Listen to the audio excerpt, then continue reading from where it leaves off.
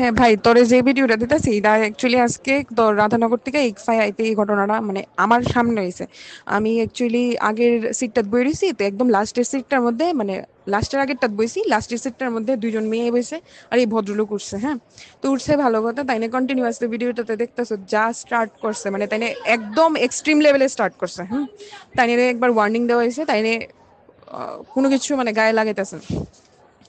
তাই নাকি সাইডে গিয়ে বলছে একটা মেয়ে উঠছে, হ্যাঁ তোর ইয়ত্তিকা লিচু বাগান থেকে। মেয়েটা উঠার পর থেকে ভদ্রলোক মানে পারলে মেয়েটা গায়ে লিটারেলি ফিরে যায়। তারপরে মেয়েটার গায়ে যখন ফরেনের টাইম মানে এক সময় মেয়েটারে মানে থাইতে টাচ করছে। টাচ করছে পরে মেয়েটা মানে ধাক্কা মারছে পরে এরপর আমরা ঘুরে সেরা তো কইলাম যে আপনি নামেন। কন্ট্রাক্টরে কইলাম, কন্ট্রাক্টরের কোনো হেলদুল নেই। এরপরে ইয়োরে কইলাম, এই সামনে একজন বিএসএফ আছিল তাইনেরও কইছে, তাইনে প্রথমে বাংলা বুঝে না, আচ্ছা ভালো কথা আমি ইংলিশে বা হিন্দিতে ট্রান্সলেট করে দিছি। তারপর তাইনে কোনো হেলদুল নেই, তাইনে জাস্ট একটা স্মাইল দিছে। মানে বিএসএফ হয়ে সেটা কেমনে একটা রেসপন্স করে না, এটা আমি জাস্ট অবাক। আমার স্ট্রেঞ্জ করছে।